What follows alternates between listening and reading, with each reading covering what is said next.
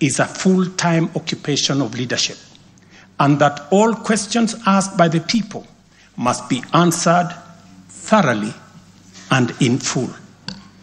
We have learned never to take anything for granted and make every effort to carry all our people along with us in the pursuit of our transformation.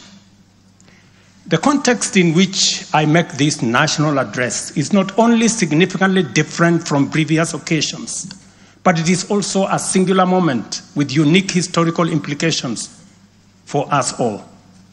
It is an opportunity to affirm the principles and values of which our nation stands, review the steps we have taken, the path we have chosen in our journey of national development, and reinforce the commitments we have made to one another and to our beloved nation for the sake of the present and future generations.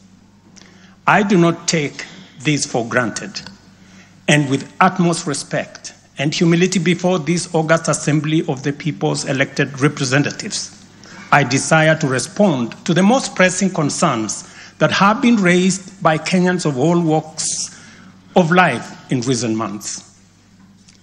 To my understanding, the concerns and issues voiced by millions of Kenyans about the state of our nation deserve meaningful engagement, thorough understanding, and thoughtful response. There are discussions about whether leaders understand the pain, hardship, and struggles endured by countless citizens every day as they strive to make ends meet, and whether the government is doing anything about it.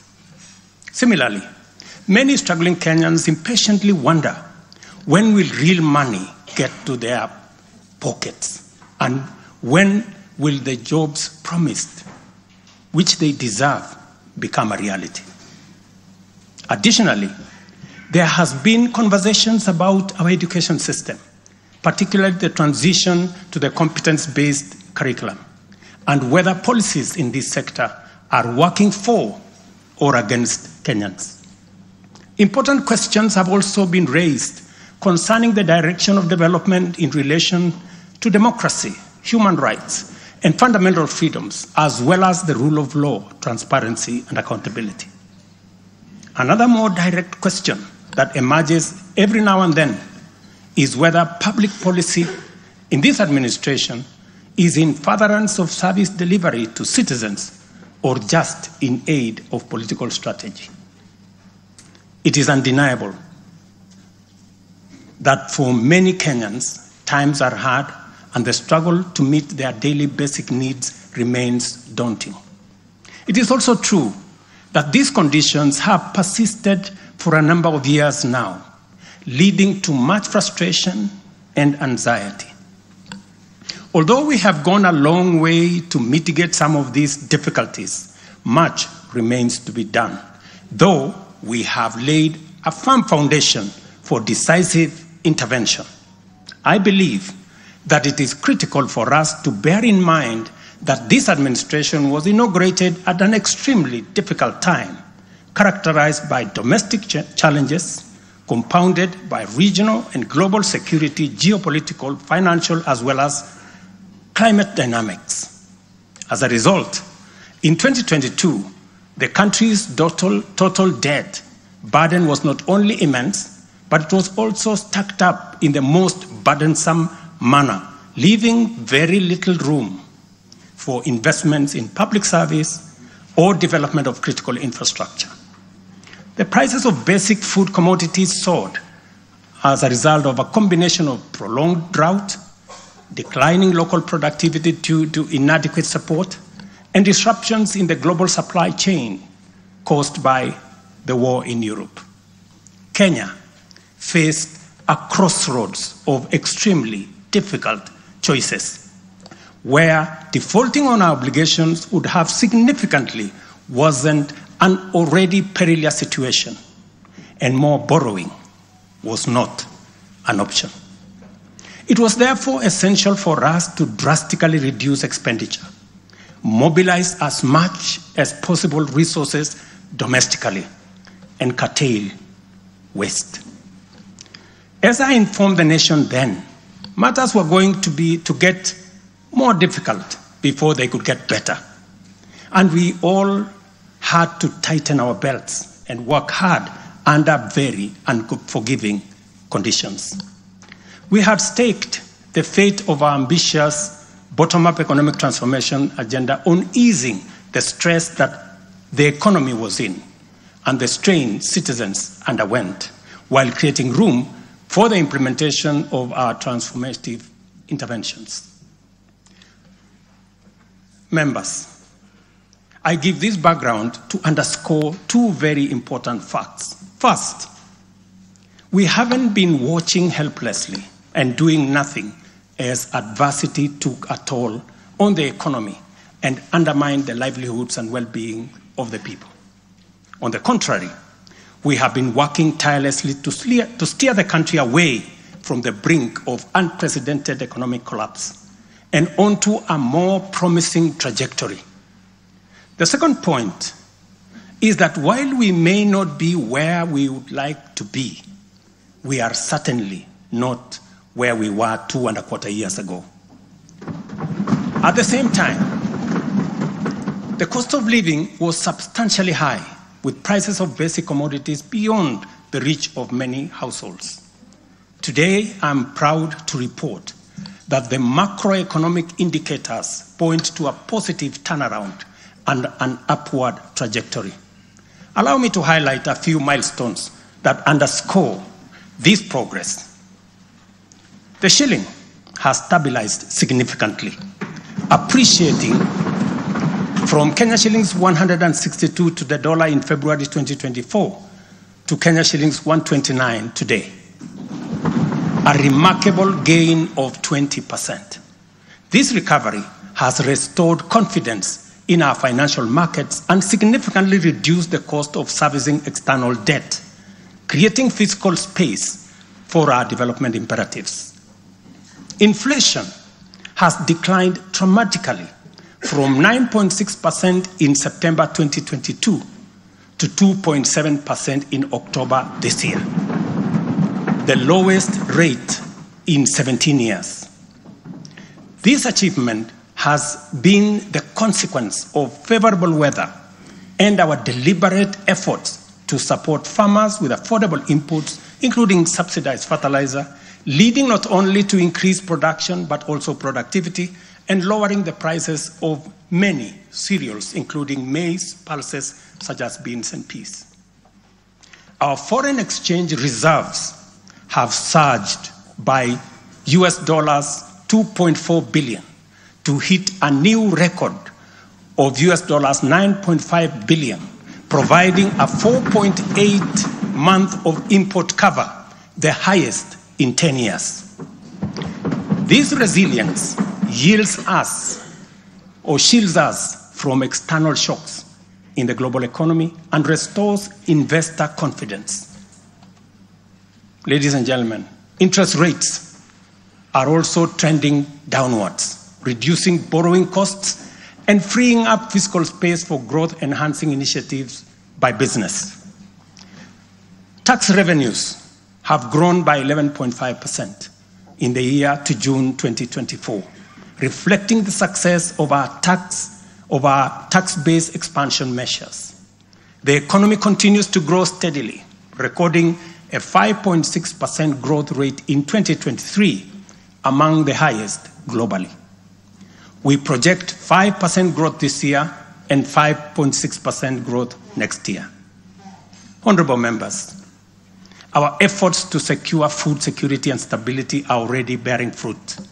Since February, we have distributed subsidized fertilizer to 6.45 million registered farmers in 45 counties, enabling them to increase their yields. And this year, we have procured and through e-vouchers distributed 7 million bags of both planting and top dressing fertilizer to boost food production across the country. This intervention will see a projected increase in maize production, for example, to a record 74 million 90 kilogram bags. We have also concluded long-term agreements with 11 suppliers of assorted fertilizers so as to make this commodity available all year round. Fertilizer for the long rains season will be stocked in outlets nationwide, ensuring our farmers are ready to plant, grow, and produce. This forward momentum will not only increase our agricultural output, but also reduce our reliance on costly food imports, securing a more self-reliant and a more prosperous Kenya. This approach, rooted in my administration's policy to support production rather than subsidize consumption, has already made food more accessible, more affordable to many households. Today, Kenya boasts substantial national stocks. 47 million bags of 90-kilogram bags of maize are in our stores. 8.8 million bags of beans, 10.4 million bags of wheat, and 2.1 million bags of rice. Slowly but surely, we are building a food-secure Kenya, where families need not to worry or worry less about their next meal. In the sugar sector, we have achieved a historic milestone. All 17 sugar factories across Kenya are now operational, producing at impressive levels, while 4 new sugar factories are under construction. In July alone, domestic sugar production reached 84,000 metric tons, surpassing the national monthly consumption average of 40,000 metric tons. For the first time in recent history, Kenya is producing enough sugar to meet our local demand. This success is attributed to many factors: subsidized fertilizer for sugarcane farmers, an additional 500,000 acres that has been brought under production, and improved management of the sugar sector, which have revitalized production and brought the industry back to life. I just signed, as you know, the new sugar laws to provide further policy guidance as we seek to be a sugar exporting country shortly. In the coffee sector, we are on track to increase exports from 51,000 metric tons this year to 150,000 metric tons by 2027. The government has also raised disbursements from the Cherry Advance Fund from 2.7 billion to 6 billion Kenya shillings, complemented by an additional disbursement of 1.5 billion by the Commodities Fund. Average prices at the Nairobi Coffee Exchange have risen by 25%. And in the last financial year, the country produced and exported 48,000 metric tons, earning farmers Kenya shillings 25 billion. Additionally, 320,000 bags of fertilizer have been allocated specifically for the coffee sector, and we will be working with cooperatives to make sure this fertilizer is distributed at the nearest possible destination to the farmers. These interventions are expected to boost smallholder farmer earnings from Kenya shillings 300,000 to 500,000 per acre annually by the year 2027. The dairy sector remains a vital value chain with a quick turnaround impact on households in the economy. The government of Kenya has released and you members approved 3 billion shillings to modernize the new KCC, ensure farmers are paid on time, and maintain a high price of Kenya shillings 50 per litre. As a result, intake to KCC has increased from 100,000 litres a day to 220,000 litres a day by last month. Other strategic interventions include the extension of duty-free imports for feed manufacturing raw materials, subsidized artificial insemination services, and the reduction of sexed semen costs from 7,000 to 2,900 through the Kenya Animal Genetic Resource Center. These measures have led to a 14% increase in milk production from 4.6 billion litres in 2022 to 5.2 billion litres in 2023, with projections exceeding 6 billion litres this year. The value of exported dairy products has nearly doubled, rising from Kenya shillings 4.8 billion in 2022 to Kenya shillings 7.2 billion in 2023. These gains demonstrate how targeted policies can deliver tangible benefits to dairy farmers and drive growth in our economy.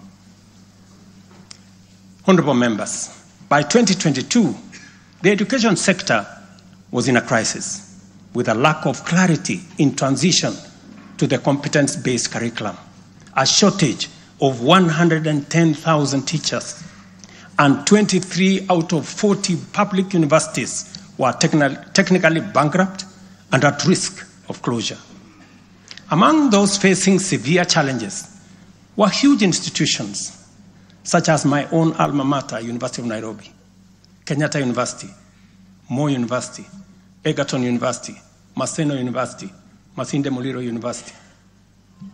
To address this issue in our education sector, we have already hired, as you know, members, 56,000 teachers and are in the process of recruiting another 20,000 by January next year.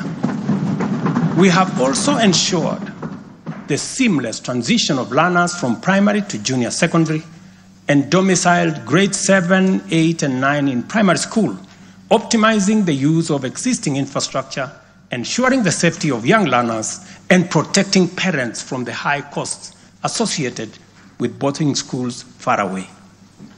Recognizing the financial challenges faced by our universities and TVETs, we introduced a new student-centered higher education funding model. This model gives priority to the most vulnerable students, offering them up to 95% government support, while also pulling our universities back from the brink of collapse. The remaining challenges for a few universities, like Moi University, are related to internal administrative and governance issues, which I have given firm instructions that they should be addressed. To further enhance access to higher education, we launched the Open University of Kenya, and this House approved that exercise, paving the way for more students to achieve their academic goals. The institution's first cohort of students is scheduled to graduate next week on the 29th of November 2024. Honorable members, universal health coverage is a cornerstone of our transformation agenda and a matter that touches every Kenyan family. Despite health being a devolved function, we acknowledge the immense financial burden that comes with health. Counties have struggled with shortages of medicine, equipment, sometimes staff, hindering service delivery and leaving countless Kenyans with suboptimal access to health care. It would have been easy for me to step back and leave this responsibility to counties alone. But that would have been a disservice to Kenyans and a betrayal to our Constitution. Instead of engaging in debates about healthcare being devolved, I have chosen the hardest but necessary path of addressing this challenge head on.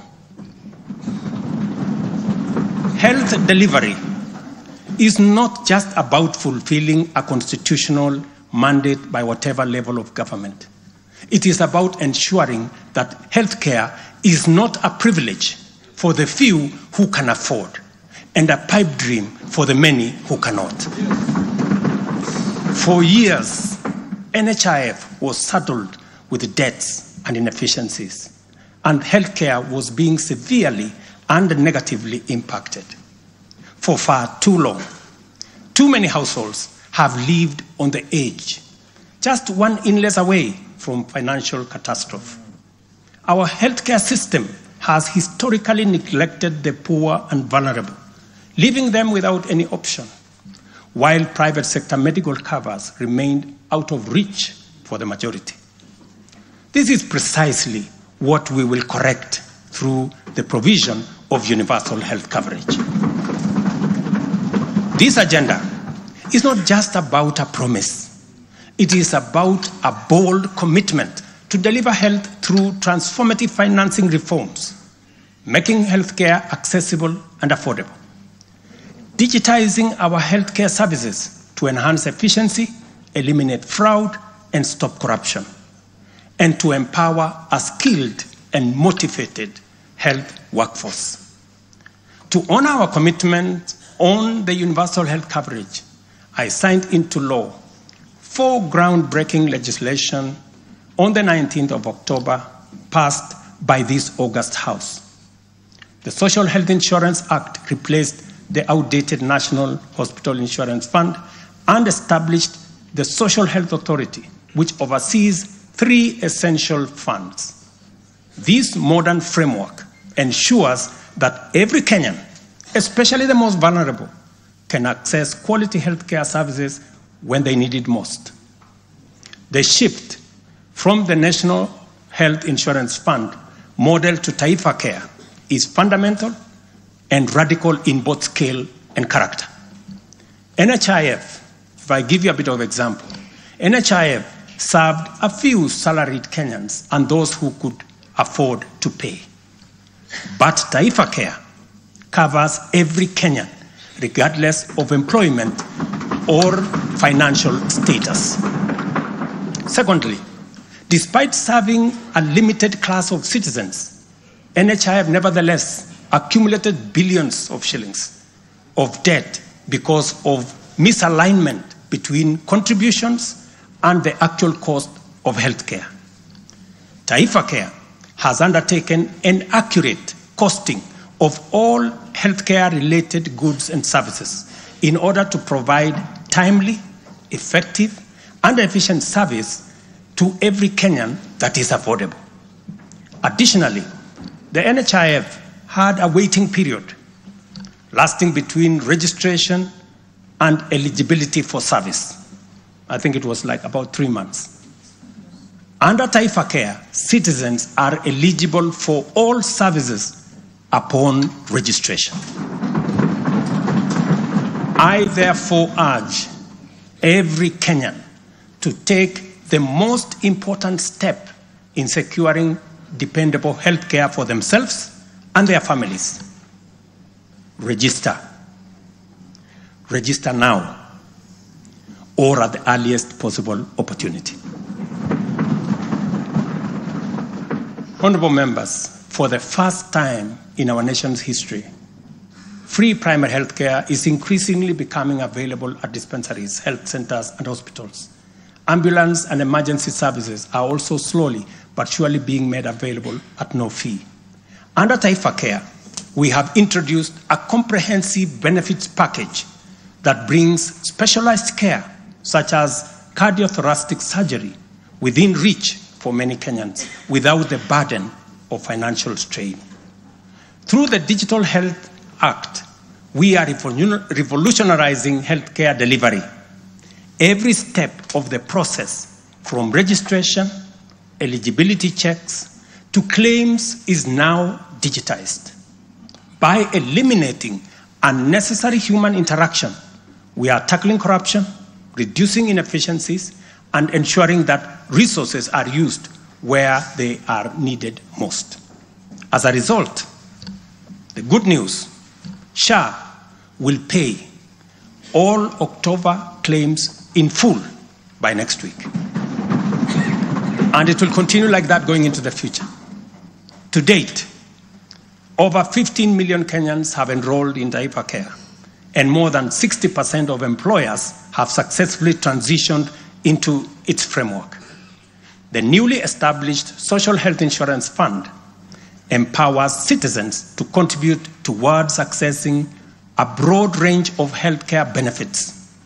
This represents a seismic change from the old reactive healthcare model to a forward-looking system that prioritizes prevention and preparedness. Once the transition from NHIF is complete and SHIP becomes fully operational, Kenya will have a healthcare system that guarantees dignity, peace of mind, and equitable access for every citizen for the first time in our 60 years of independence. Honorable members, we have launched an ambitious healthcare program, one that Kenya has always needed and deserved. Like any major transition, there are challenges, but I promise you, we are fully committed to making the system work. As we roll out this program, we are listening to citizen voices and collaborating with counties to deliver better healthcare services. Through the Facility Improvement Fund, which you in this House passed, we will ensure that hospitals are equipped with the tools they need, medicine, equipment, and other resources necessary to provide quality care, while involving citizens in decision-making at every facility. We are now doing the heavy lifting, clearing decade-old debts, ensuring access to medicine and equipment, and stabilizing a system that had failed too many for too long. We are building a healthcare system that serves every citizen with equity and dignity. Over the past month, we have disbursed Kenya shillings 5 billion to settle historical debts owed to the public, private, and faith-based medical facilities, some of which have been pending for over a decade.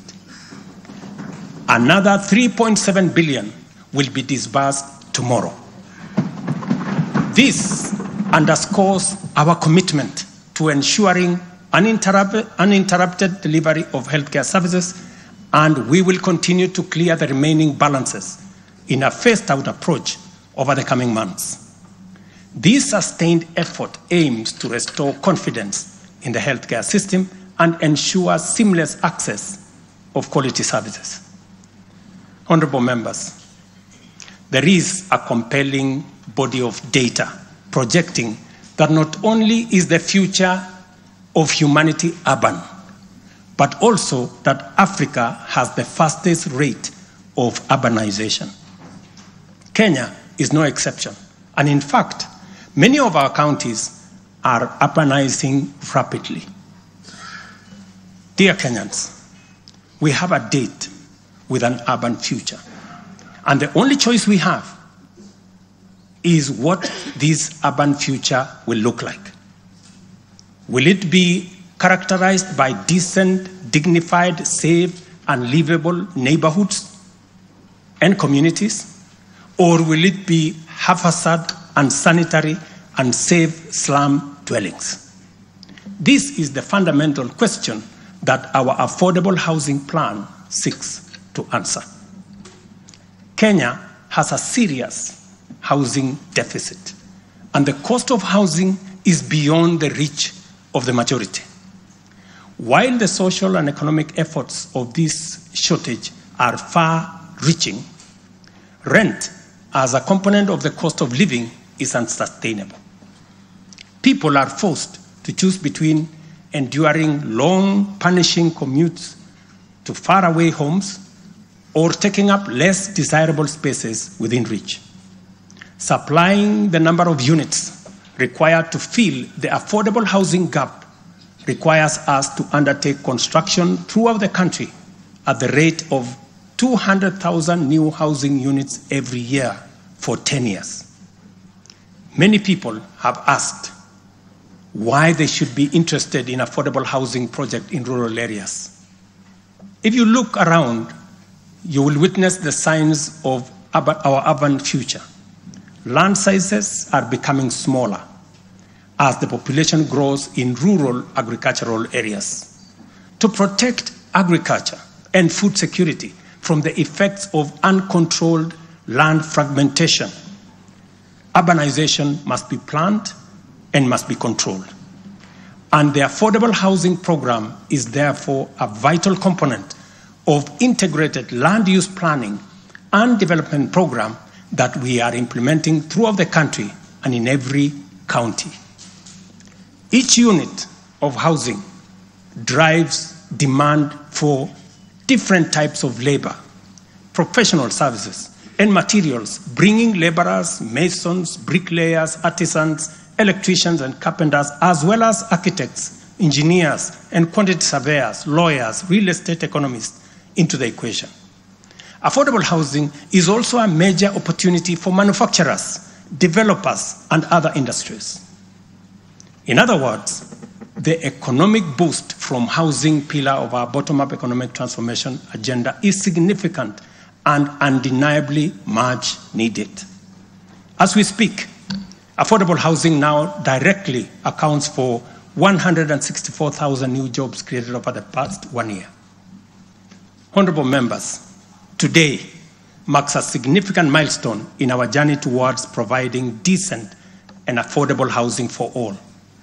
After 2 years of hard work under the Affordable Housing Program, I am proud to announce, and you have seen it in the newspapers, the launch of the sale of the first 4,888 housing units, now in completion, across 21 social housing projects. These units, comprising studios, 1-bedroom, 2-bedroom, and 3-bedroom homes, are tailored to meet the needs of our people, offering 1,041 social housing units, 2,133 affordable housing units, and 1,714 affordable middle-class housing units in 24 counties. I invite every Kenyan above the age of 18 to join this historic journey towards home ownership. Guided by our principle of fairness, one ID, one house, every eligible Kenyan is encouraged to express interest, visit these developments, view the show houses, and engage with on-site staff who are already too willing to assist. The allocation process will be transparent and equitable, ensuring that every qualified applicant has an equal opportunity to own a home.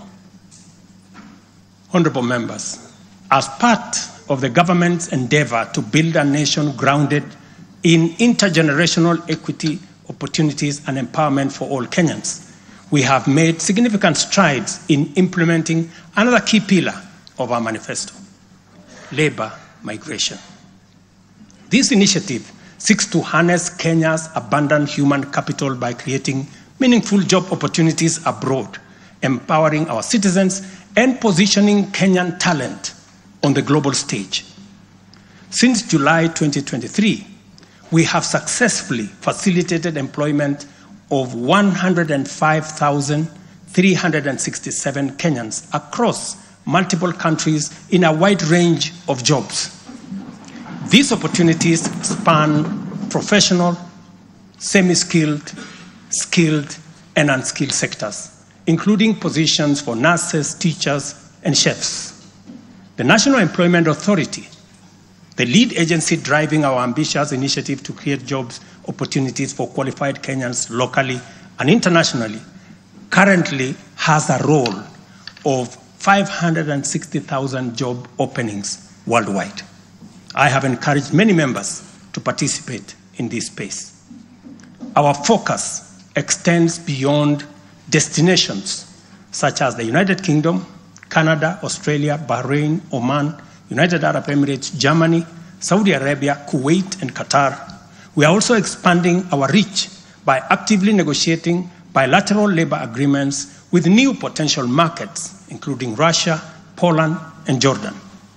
These efforts are driven by our commitment to open up new pathways for employment, ensuring that Kenyans are well represented in the global workforce.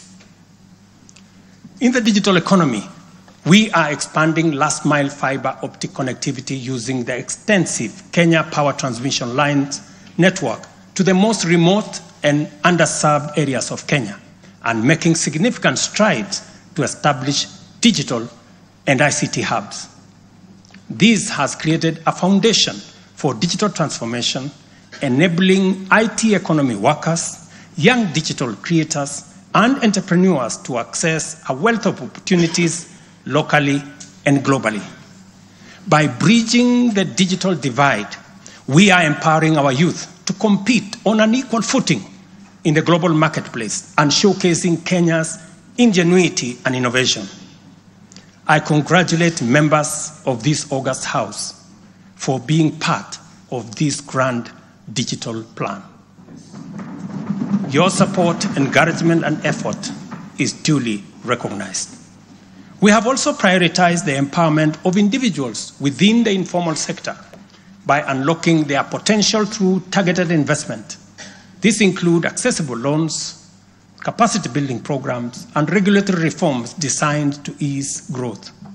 A notable achievement is the partnership with the banking industry, which I participated in a month ago. This extended an additional 150 billion in loans to micro, small, and medium enterprises, complementing the government's efforts to nurture this vital sector. On financial inclusion, we have made remarkable progress through the Hustler Fund. To date, this innovative initiative has disbursed Kenya shillings 60 billion, benefiting 24.6 million Kenyans and mobilized over 3.3 billion in savings. The fund maintains a repeat customer base of 8.5 million beneficiaries with a repayment rate of 79%. To mark the fund's second anniversary, we have taken a bold step by launching a third product specifically tailored for small and medium enterprises. This new initiative will initially target 2 million beneficiaries who have demonstrated a strong credit history with the fund. By so doing, we aim to create a pathway for these entrepreneurs to transition into the formal banking system, thereby deepening financial inclusion and strengthening the SME sector. This milestone underscores our commitment to build a financially inclusive and economically resilient nation. The progress we have made has been possible only because the people of Kenya have been courageous, strong, determined, and patriotic. It has also been enabled by a number of early interventions under our bottom-up economic transformation agenda, and at the same time, created space for us to implement the agenda in full. As we proceed with implementation, we expect to quickly capitalize on the gains we have secured and invest resources in the economy with an emphasis on strategic pillars of our plan. As more projects get off the ground, more people get hired, liquidity levels improve, more money ends up in people's pockets. Honorable members, you know we are a democracy. Democracy is a founding principle and defining value of our nation. Democracy is hard-won, non-negotiable right, and guarantees freedom that we are proud of and must always defend. Our national democratic culture expresses itself energetically through robust discourse, boldly speaking truth to power, and holding leadership to account. It is a tradition of fearless expression and vigorous public participation. This is who we are, and there is nothing anyone can do about it. We understand, therefore, that protests are always legitimate and permitted by the Constitution. Protests are conducted by citizens who are peaceful and unarmed. Assemblies, demonstrations, and picketing to advance constitutionalism, increase accountability, and defend the rule of law are constitutional imperatives. Conversely, mobilization in pursuit of criminal agenda, chaos, and anarchy are explicitly forbidden because we all have a duty to defend our republic, our constitution, and the rights of all people. The government, in particular, must remain vigilant at all times against modern threats to the sovereignty and territorial integrity of our nation, as well as public order, peace, and security. In this digital era, characterized by transformative innovations, including artificial intelligence, it has never been easier to inform, educate, and entertain the people. At the same time, it has never been easier to misinform, mislead, disinform, incite, and alarm the public. Criminals and subversive elements who infiltrate and hijack peaceful protests are a threat both to legitimate protesters and to the public. Incidences of violent criminality in the name of protests threaten the safety of innocent people, public assets, private property, and the social order. The tension here is stark. We have a democracy which we are proud of, must defend, and should deepen by all means. And at the same time, we have citizens whose lives, rights, we must protect, and a nation whose security, stability, and prosperity we must safeguard. The task at hand is complicated if citizens and state agencies dilute the distinction between the lawful and the criminal, the just and the unjust, thereby making it difficult to tell protesters and security officers from bandits, gangsters, and criminals. It is only by following the law that we are able to achieve our aims and apportion accountability properly. It should not be possible for robbers and looters to escape accountability by claiming that they were taking part in a protest. Likewise, it should not be possible for security officers to wound, maim, or even kill citizens and claim that they were engaging violent criminals. We all have a duty to make the necessary distinction and to do so clearly to protect democratic expression and guarantee public safety and security. I must now confront an issue of widespread concern regarding the relationship between citizens and the security services in the context of immense threat and intense political dynamism. Numerous allegations have been made concerning disappearance of people during protests. A number of these cases have been resolved, while others have been uncovered as fake news, undermining efforts to find genuine cases of missing persons. A good number of alleged disappearances have also turned out to be arrests made by police officers. In such cases, the suspects have been duly arraigned in court. I must, however, make it very clear that there is no attempt to justify or excuse illegal arrests. Such would be a serious threat to the life and liberty of citizens. I condemn any excessive or extrajudicial action which puts the life and liberty of any person at risk, including disappearances and threats to life.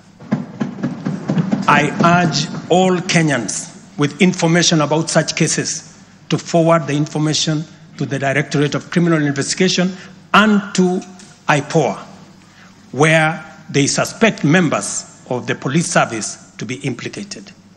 I am aware, for example, that many of the cases that have been raised are being handled by the Independent Police Oversight Authority, an important step in accountability and justice. Many citizens, as well as various organizations representing and championing women's rights and welfare, have expressed concern about gender-based violence and the increasing cases of killings of female victims by male criminals motivated by primitive expressions of gender-based brutality and impunity. Left unaddressed, These incidents will cause the women of our nation to feel increasingly unsafe, even in their own homes. This is both tragic and unacceptable. It also complicates, in disturbing ways, the struggle by Kenyan women for inclusion, for equality, for dignity, social justice, their rights, their protection, a section of our society that has been marginalized for a long time. I am aware that most of these cases of murder of women by men have been investigated and prosecuted. It is my hope that in due course, those found culpable will face the full force of the law. Members, it is time for each of us, political leaders, public officers, religious leaders, traditional institutions, and family members, to do our part in raising boys into morally upright men who will never need to affirm their masculinity at the expense of women. But instead, contribute to making our society just, safe, equal, and inclusive. I appreciate women leaders who have taken time to engage me and propose solutions to address this issue. I have held discussions with other leaders in government, and I have tasked the Deputy President to reach out and facilitate collaborative, broad-based, and multi-sectoral deliberations and recommend effective and radically transformative and affirmative action within the next 6 months. This Parliament will recall that early in my tenure, I engaged the leadership of both houses with recommendations on a working formula to actualize meaningful inclusion of women in national leadership. We must seriously question the drivers and the motives of resistance and reluctance to take the next step in actualizing the 2/3 gender rule. We must call out those who continue to sabotage this right of women to contribute to the governance of our nation. Women are not second-class citizens. They deserve equal representation at all levels.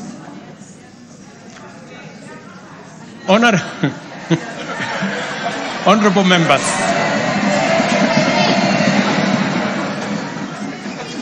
without a doubt, every shilling of our national revenue matters and must be used to deliver maximum value to Kenyans. Wastage, corruption, and the abuse of office are grave risks to national transformation and a direct threat to the well-being of the people. I have given my full commitment to serve as a responsible steward of public resources.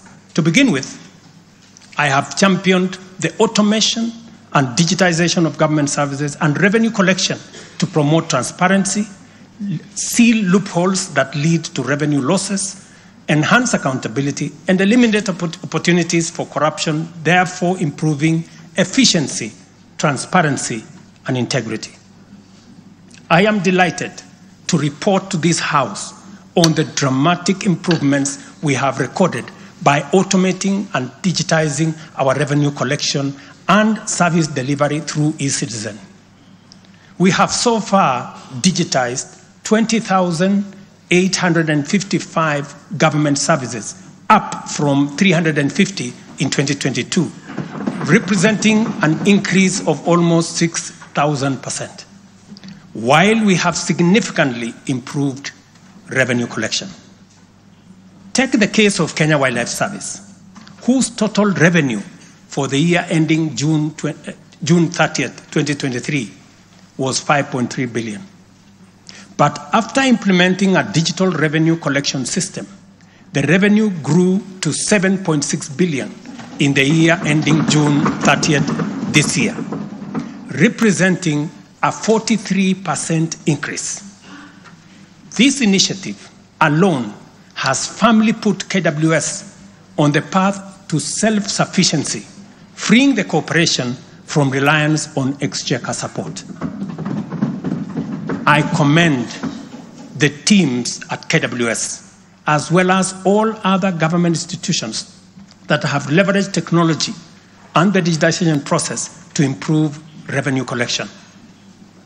Under the Digital Health Act that you members passed in this House, we are determined to enhance efficiency and transparency provided by technology in the provision of healthcare services to eliminate fraud and fake claims. Tax revenue mobilization by the Kenya Revenue Authority, starting with its customs revenue system, is equally being worked on to ensure that revenue leaks are eliminated. Because corruption is a serious risk to social justice, sustainable development, and national security, and the bottom-up economic transformation agenda, I am harnessing our working relationship with other arms of government to encourage the judiciary and parliament to enhance integrity and efficiency by adopting digitization and automation. As I do so, I must caution that all these measures will only achieve intended results if, and only if, the institutions charged with combating corruption and promoting efficiency and integrity stop hiding behind the transparent screen of independence and rise up to meet the people's expectation on matters integrity. Let me say this. It cannot be the case that the Director of Public Prosecutions keeps dropping cases because somehow they are unable to produce witnesses. It cannot also be the case that corruption suspects rush to court to obtain anticipatory bail that shields them from due process and enables them to compromise investigations. There is also no reason for corruption cases to drag in our courts for years when the same courts are able to determine election petitions and related disputes within 6 months.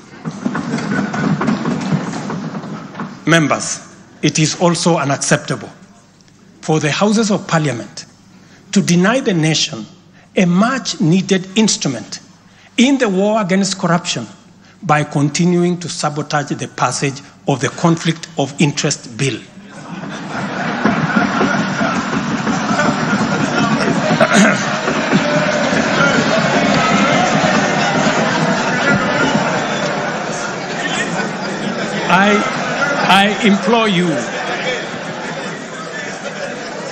I implore you, honorable members, to stop dragging your feet on this bill, unless, my friends, there is a conflict of interest in the passing of the conflict of interest legislation. Similarly, the National Treasury has been dragging its feet in the implementation of an e-procurement system for the last 10 years. Today, I have directed the National Treasury to roll out the e-procurement system by the end of the first quarter of 2025 and ensure that going forward, only procurement undertaken through this system is sanctioned and paid for. Of the many difficult assignments I have undertaken, this fight against corruption is one I now take on with resolve going forward. Let this serve as notice to all. Independent institutions charged with this responsibility must up their game, pull up their socks, and match up to the expectations of the people of Kenya. Honorable members, I have stated in the past and now reiterate today that in the face of undisputed evidence or credible information on corruption, I will not hesitate to take decisive action.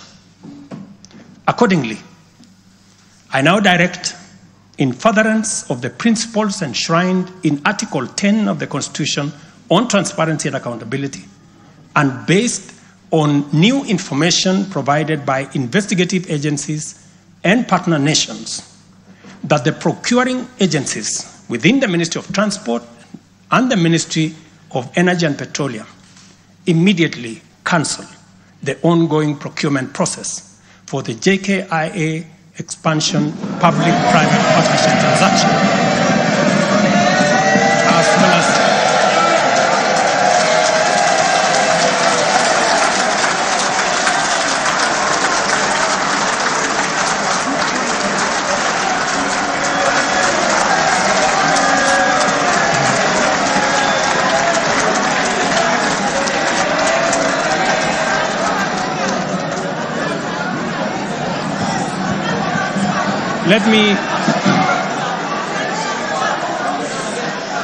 Let me repeat this for clarity.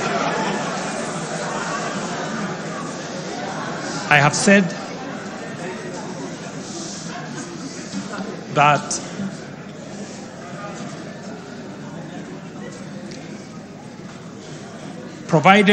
because of the information that has been provided to us by partner nations, I have directed agencies within the Ministry of Transport and the Ministry of Energy and Petroleum to immediately cancel the ongoing procurement process for JKI expansion public-private partnership transaction, as well as the recently concluded Gachagua transmission in public partnership process.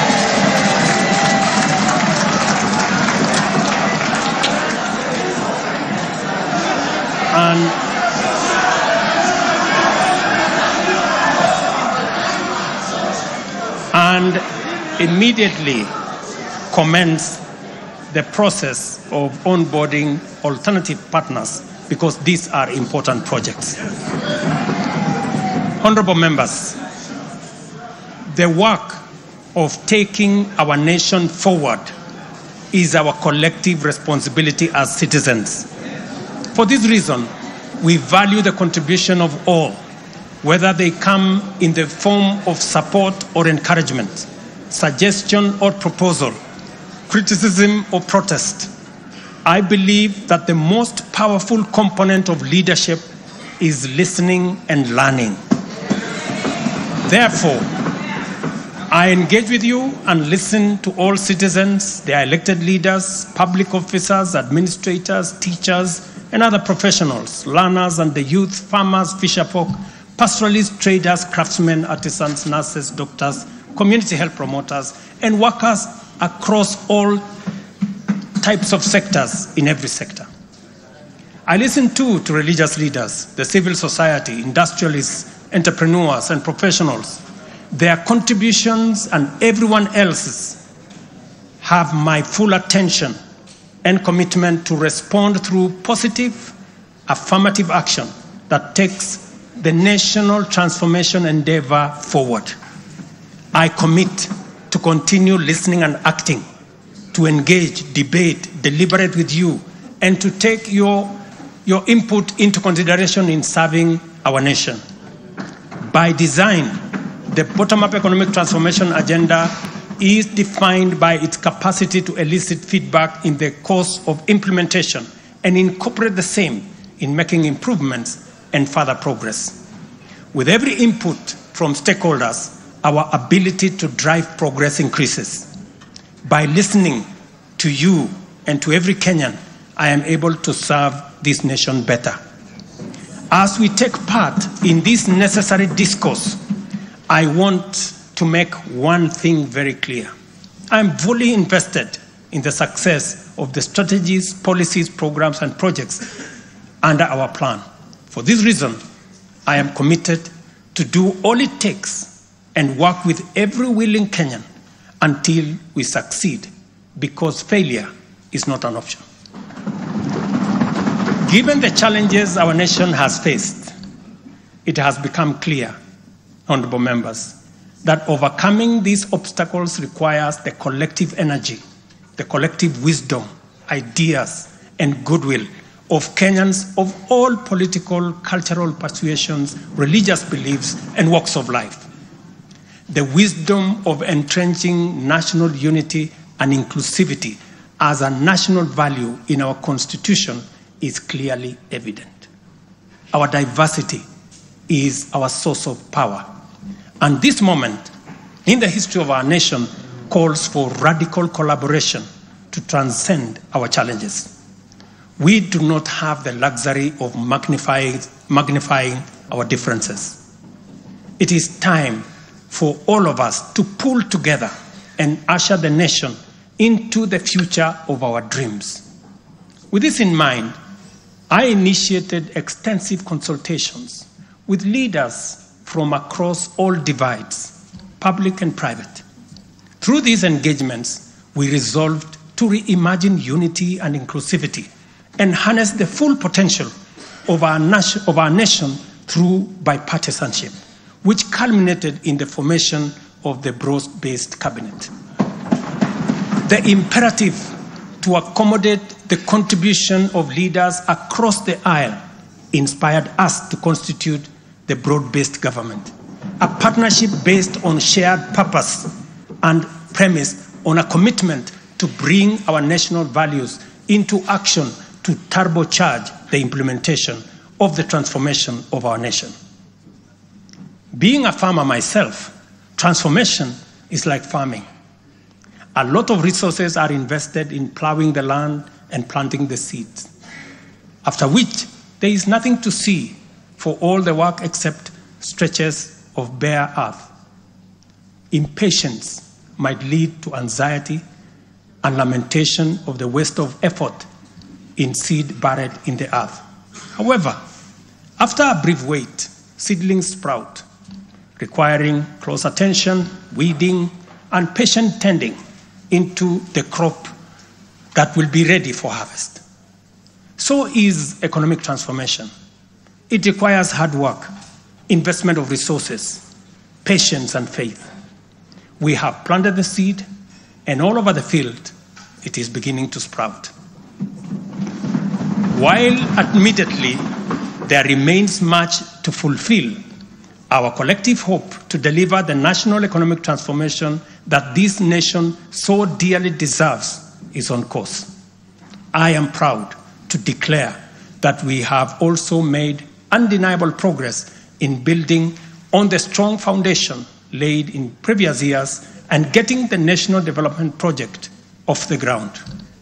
Honorable members, from the reports that I have the honor to table for your consideration and debate, there is reason to be optimistic that our forward march is unstoppable and that our capacity and commitment to live and work by our national values and principles of governance are stronger than ever before.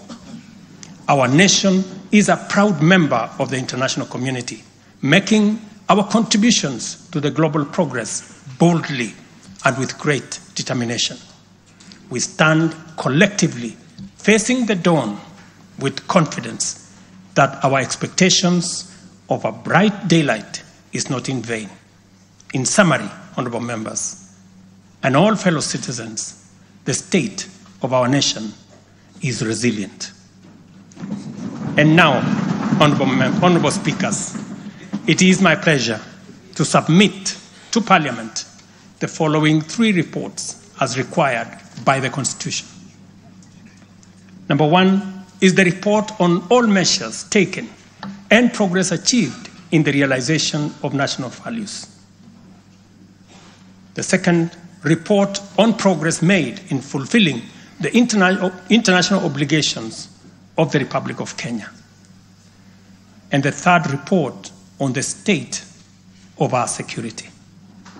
Now, therefore, I hand over the reports to the Speaker of the Senate and to the Speaker of the National Assembly. Thank you all. God bless you, and God bless Kenya.